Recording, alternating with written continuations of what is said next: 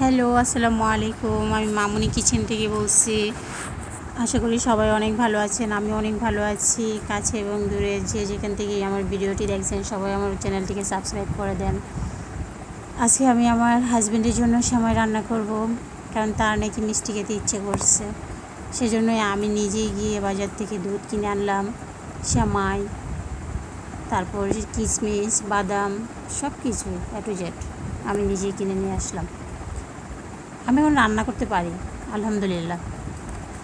কাজের পাখে আমি আমার হাজব্যান্ডকে জিজ্ঞেস করেছিলাম, আচ্ছা বলো তো, নারী কিসে আটকায়? সে বলল, এটা কি কোনো কথা? নারী কিসে আটকায়? নারী তো আটকাবে, বেশি বেশি করে কাজ দিলেই নারী আটকায়। আমি বললাম, তুমি বলো কি?